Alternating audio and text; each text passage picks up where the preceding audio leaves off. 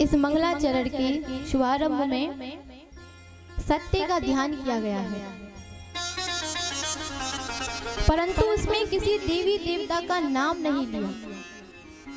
व्यास जी ने इसका शुभारंभ सत्य को लेके किया है और देवताओं का इसमें नाम इसलिए नहीं है क्योंकि ये तो मानव के लिए बनाई गई है, और यदि किसी देवी या देवता का नाम इसमें डाल दिया तो ये तो उनका ग्रंथ हो जाएगा।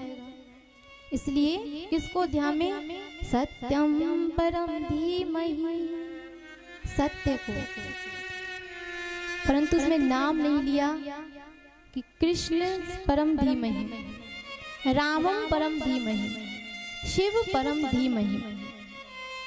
यदि लिया है तो केवल सत्य को। तो ये सत्य कौन है? तो बताया जन्माद्यशेयतोऽन्वयादि, जिसकी सत्ता तीनों काल तक रहती है, जो शुभारंभ में भी थे, मध्य में भी है और अंत तक रहते हैं।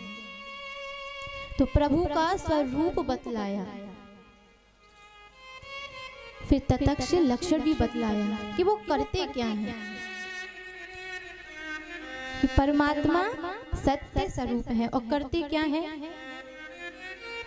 इस विश्व की उत्पत्ति विश्वोत्पत्त्यादि हेतवे, जो विश्व की उत्पत्ति करते हैं अपने आप में से अनेक बना देते हैं, अपने आप को ही बढ़ा देते हैं। परंतु ये सत्य है कौन, इनका नाम क्या है? तो बताया गया है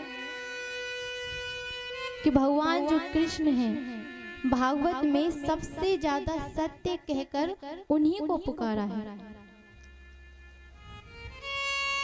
जब देवकी माता के वो गर्भ में आए थे तभी देवताओं ने उनकी स्तुति की, सत्यव्रतम त्रिसत्यम, यानी सबसे ज्यादा सत्य कहकर के उन्हीं को पुकारा है। इसलिए हमें श्री कृष्ण स्वरूप के चरणों में ध्यान करना चाहिए।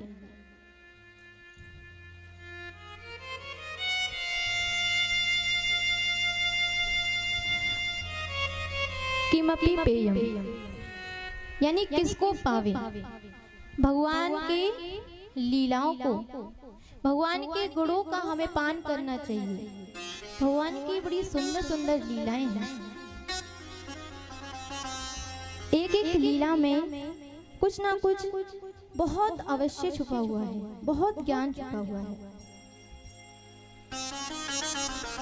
बताया है कि जो भागवत है, भागवत का परम धर्म क्या है। इस श्रीमद् भागवत में धर्म का निरूपण किया गया है और बताया है कि ये जो भागवत सुनने का पात्र अधिकारी कौन है। सुनते तो सभी हैं, परंतु सबसे ज्यादा पात्र अधिकारी कौन बताया गया है।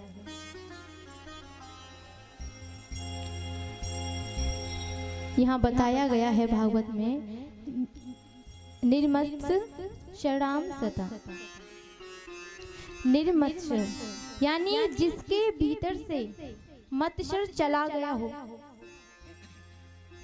मत्सर और मच्छर में थोड़ा ही अंतर होता है। जो मच्छर होता है वो हमें भीतर से काटता है और जो मच्छर होता है वो बाहर से काटता है। अब भीतर का मच्छर कैसा है कि कोई किसी का वैभव देख लिया, किसी का यश देख लिया, जब देखते हैं कि कोई कितना आगे बढ़ता जा रहा है तो हमें अंदर से चुभन होने लगती है, ईर्ष्या होने लगती है। और ये चुभन कोई साधारण मानव को ही नहीं होती, बड़े बड़े संतों को भी कभी कभार हो जाती है। बड़े बड़े योगियों भी इस मत्सर में फंस जाते हैं, तो हम और आप तो साधारण मानव हैं। तो भागवत में बताया है कि जिसके भीतर से ये मत्सर चला गया हो, और जो बाहर से मच्छर काटता है तो उसके लिए तो मच्छरदानी है और लाउट है, परंतु इसके लिए क्या है उपाय है?